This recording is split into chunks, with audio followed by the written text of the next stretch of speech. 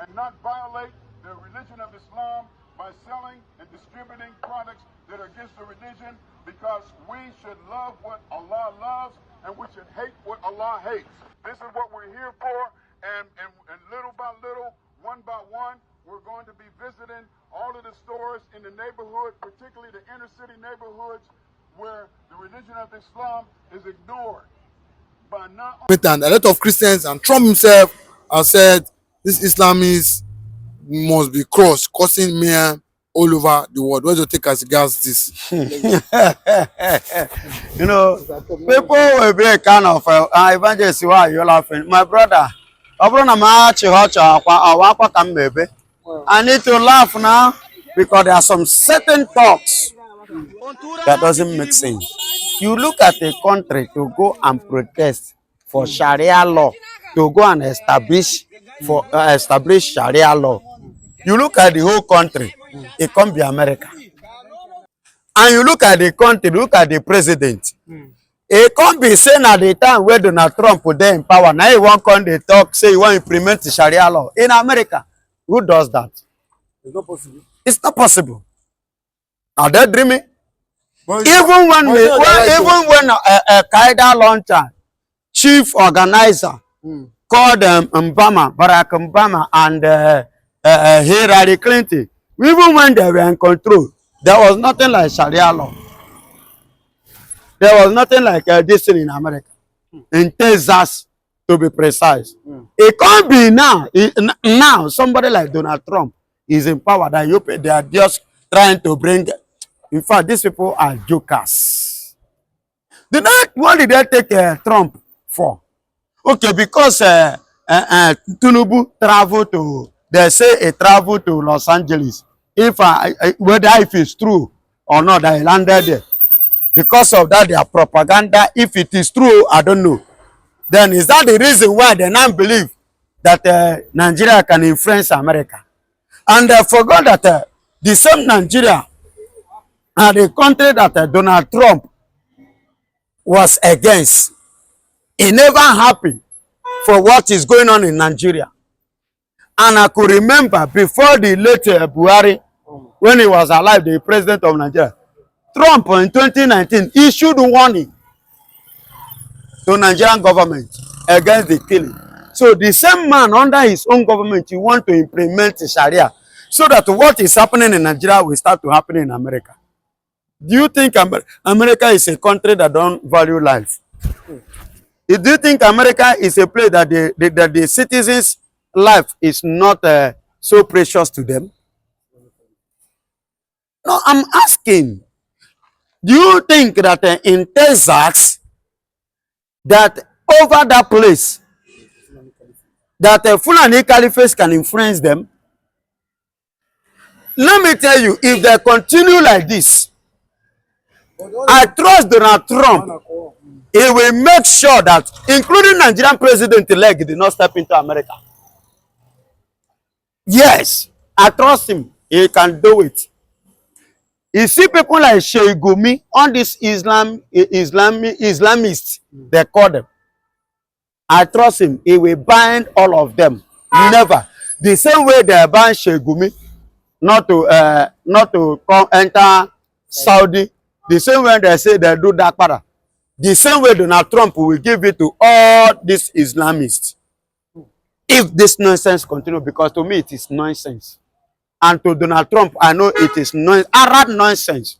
How can you be protesting that you want to introduce a Sharia? Sharia, is America a Sharia state? Is America a Sharia nation? Are they Islamic nation, to be precise?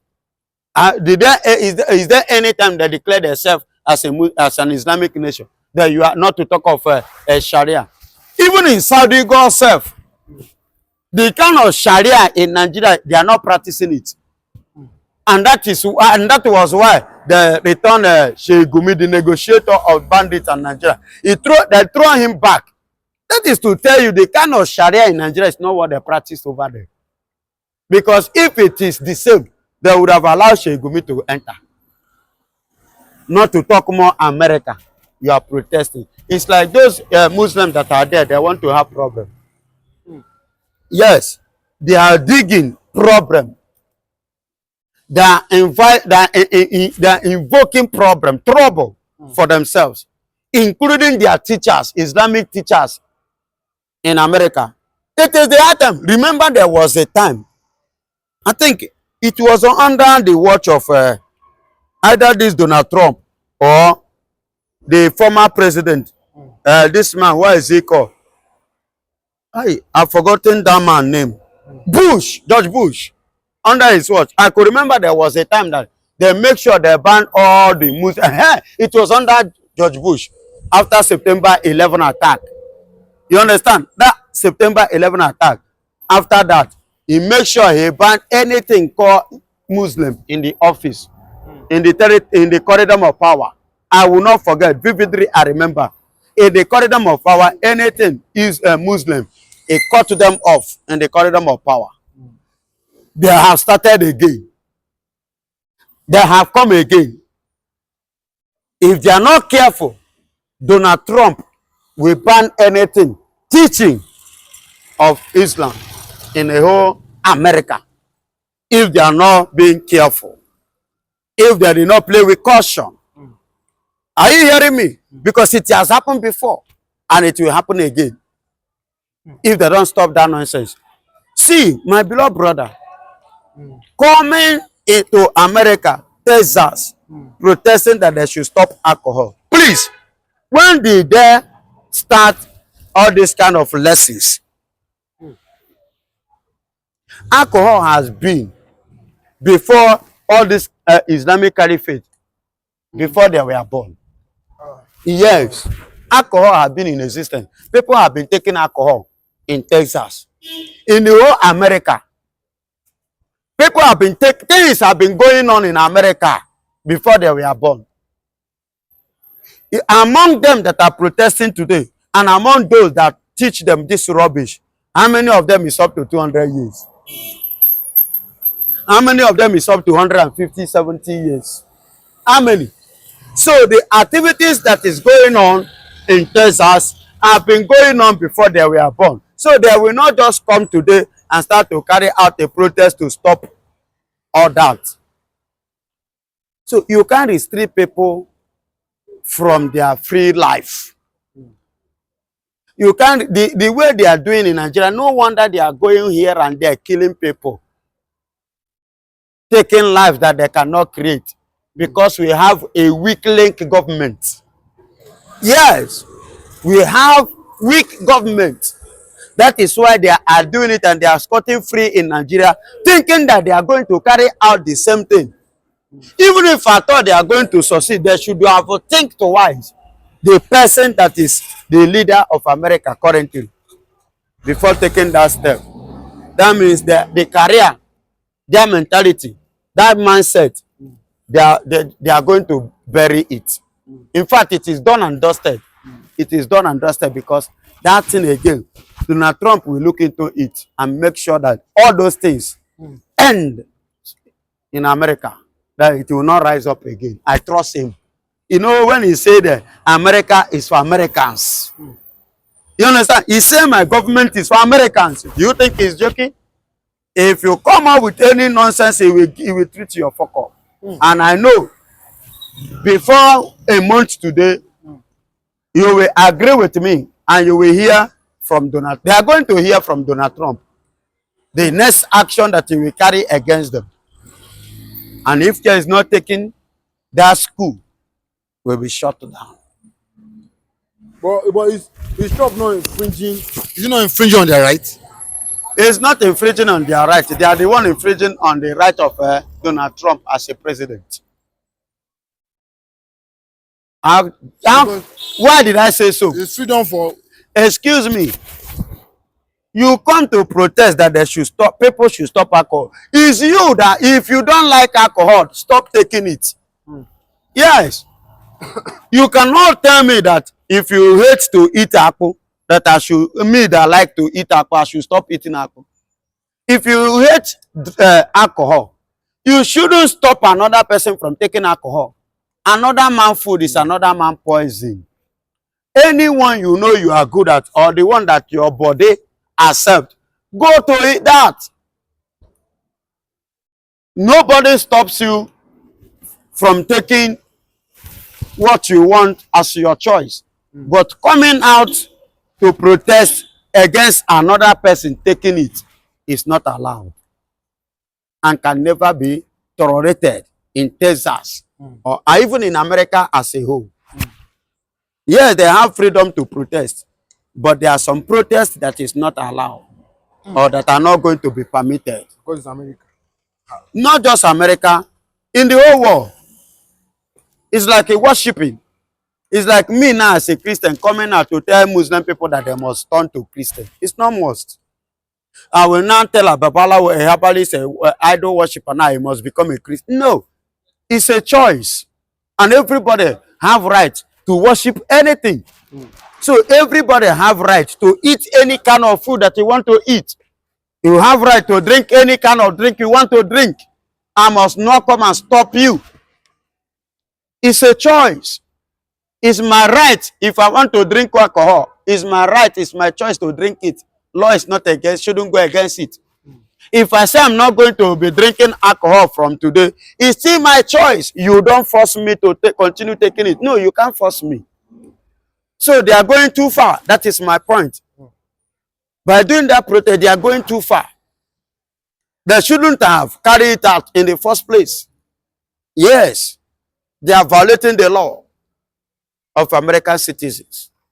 Yes, it's against the law. When you start protesting that I should not take so thing, is it not if I ask you for money to take it, you say you will not give me? You cannot tell me on what to spend my money on. Even government have not even tell me on where to spend my money, on what to spend my money. Why should you, a fellow individual, dictating for me, telling me on what to spend my money on? I like shoe, I like clothes, I like bag. You are telling me not to buy because it's not your kind of lifestyle. It's uncalled for. It doesn't make sense. Bro, it doesn't make sense. Yeah, it doesn't make sense. To me, it doesn't make sense. And they are going, you know, the way they are going.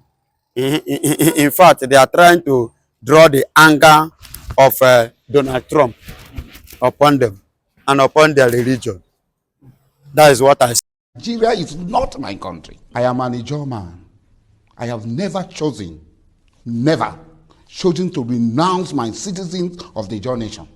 Abonima is Biafra, Buguma is Biafra, Bakana is Biafra, Obwama is Biafra, Kola is Biafra, Abise is Biafra, Edama is Biafra, Soku is Biafra.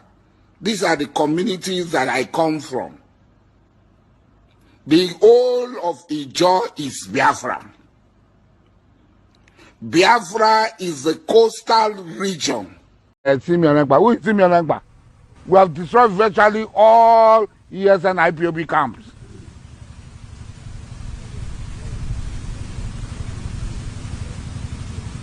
As I'm talking to them now, as we are talking, we are standing side by side with them at Idiato and Okigwe today as an operation. When you are fighting for self-determination, it can take any means, because the person oppressing you will not allow you to just go. The person oppressing you will do everything to keep you. So it's not a new something. It's not new. So how would you explain the continuous imprisonment of Nnamdi Kanu? Nnamdi Kanu, the court freeing him several I don't think any court has freed Nnamdi Kanu. All of you know that I was one of the people who gave tough time to Nyesom Wike as governor of Rivers State. But Abuja does not belong to Gumi, it does not belong to the North, it does not belong to Muslims. That is the truth of the matter, and we must say it clearly. It does not belong to us as Muslims. Abuja was built with Ijaw people's money, with Igbo people's money, with the Chekri people's money, with Orobo people's money, with Isoko people's money. What they told us when we were leaving Lagos to Abuja was that Abuja will be no man's land. Everybody will be removed from Abuja. Every Nigerian will be an indigene of Abuja. They have changed all the laws. So somebody from Sokoto State, Gumi, who is from Sokoto State, is talking of Abuja. And what is his connection with Abuja? What is Dr. Ahmed Gumi connection with Abuja? That he will be talking about Abuja.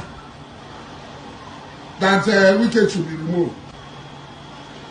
Muslim ticket was voted by Nigerian people because they know who Ahmed Bola Tinubu is. Because a lot of us know. I did not vote Ahmed Bola Tinubu because he's a Muslim. Because I know him. I know what he's capable of doing. And that's why I supported him. That's why I support him. Even though today I might have some things. The appointment that is going on is one-sided. We must speak out. This is not Lagos. The president must know that the party is following in making appointment as if appointment is on Lagos, as if Nigeria is on Lagos, is dangerous. He already has a lot of problems. God have mercy upon us. We must point this thing out. Why should somebody like Bosun Tijani be in this government? After all the abuse and criticism, the president should look back at the appointment and rewind it, retrace it, and balance it. This is a country that belongs to all of us. So Asari Dokubo, the Niger Delta warlord turned businessman, came out boldly to boast that he owns a private military company that works for the Nigerian government. Do you have an army of your own that you control? I don't have an army, but I have a private military company that was engaged by the government of Nigerian state. And I've been doing the work for the Nigerian state. Private military companies exist all over the world. We have Black Waters, we have Wagner, we have so many private military companies. They are not even new to Nigeria. The only thing new is that maybe a Nigerian is now providing the same services that South African and Belarusians and other people provided to fight Boko Haram. And this thing, it was on BBC. There was a BBC documentary on South African mercenaries that were in Nigeria, fought in Nigeria. And I listened to the interview where they said they were even sabotaged by the military when they were here. So I have a private military company that is engaged by the government, and we fought. We are fighting side by side with the Nigerian military in many places. Places like Kaduna, Abuja, or where? Where are these places? In Niger, in Plateau, in Imo, in Abia, and in part of Rivers State. We were in Anambra before. They pulled us out of Anambra. We were in Plateau, and we're doing a good job.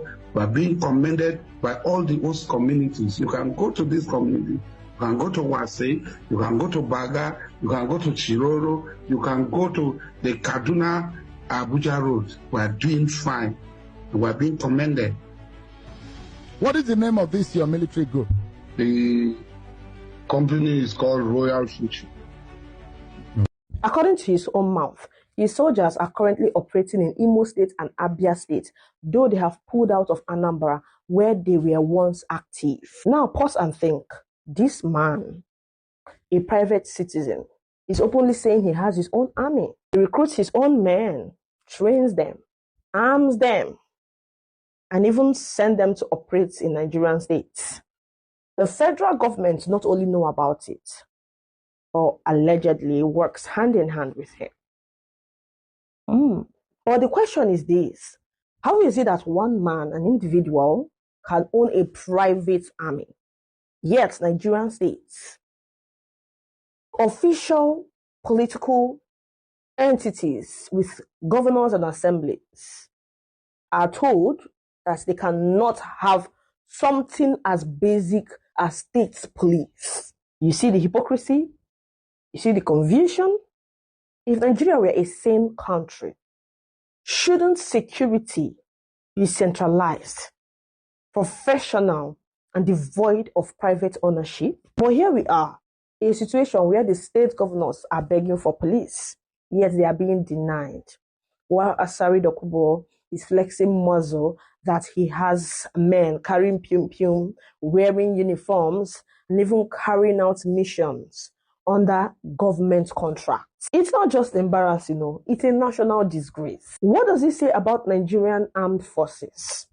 If the government openly admits it needs Asari Dokubo's boys to help them do their work in Abia and Imo, isn't that the job of armies, the police, and the DSS? And another angle, if one Asari can have a private army, what stops powerful men from north, east, and even west from building their own? Wouldn't that drag Nigeria in total anarchy, where every big man becomes a commander-in-chief of his own militia? This is the height of confusion.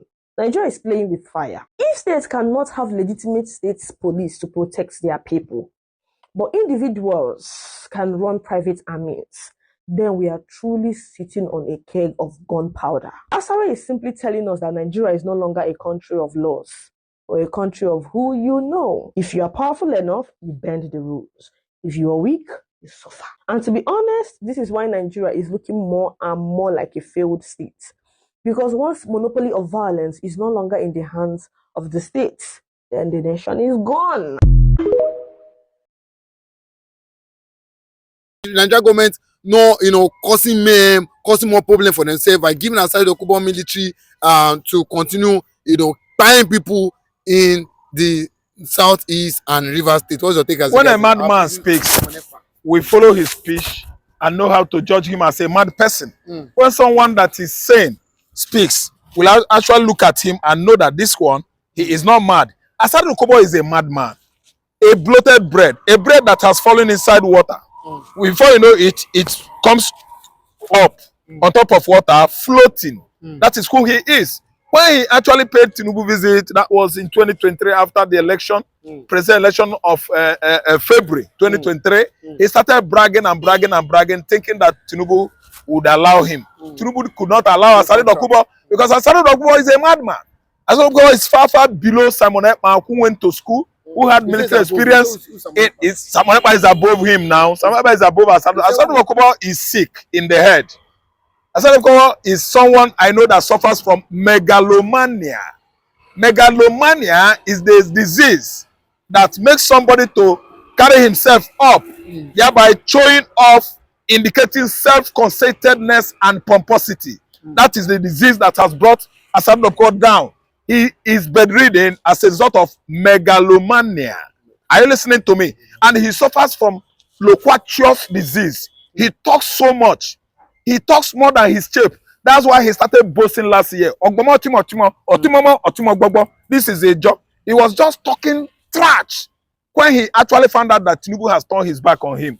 Asari Dokubo started running amok, running berserk, buying people, disallowing people in the southeast, even along Kaduna Abuja Express. He was among those masked men that are kidnapping people, blocking the highway, robbing people. Asari Dokubo is a murderer. There's no how Asari Dokubo could equate his own self with Simon Ekpa. Simon Ekpa is far, far more educated, took part in the PM, parliamentarians, the lawmakers in the Finnish government.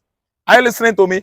And he controlled battalion in Finland military. So who the hell is Asari Dokubo? He attended Uniport. He could not finish. He was rusticated. And he absconded from Uniport to Ekpoma, where he finished. Is it first class or third class? Nobody knows. Asari Dokubo is a criminal. We shouldn't give him attention. If he like, he will be running a private garrison or battalion or military formation. It doesn't matter. The kind of person he is, we shouldn't be taking him serious. Nigeria shouldn't be taking him serious. Igbo man shouldn't be taking him serious. Simon Ekpa would not even have any reason to take Asari Dokubo serious, let alone Mazen Nandekan Onyendu, MNK. So we know whom Asari Dokubo is. Show me who is a madman that has lost his senses. I'm going to refer you to Asari Dokubo. So it doesn't matter. He runs his private military because some people that hate the Igbos are the one that are backing him up. But I know that one day his time will be up. He's gonna throw the trowel, and from there, Onyairu, Onawebo Sibia. See, listen, he is nobody to the Igbos. We don't even pay attention to Asari. Who the hell is he? Does he have money? The money he has stolen from Niger Delta region, from bunkers, through bunkers and arms sales in the high sea, is not enough for him to challenge Igbo man. Asari is a double standard man from Uzoakole, Abia State. He's a fake Igbo man. So we are not perturbed. We are not perturbed. We are not worried about Asari Dokubo's tantrums. He is a bloody detractor. Nobody is paying attention to him. He might involve himself, you know, operating, running bloody military gangsterism in the southeast. But if the Igbos, the youths in Igbo land, the IPOB or ESN actually see him as a person of interest or golden fish, it doesn't take time. Asari is going down, he must go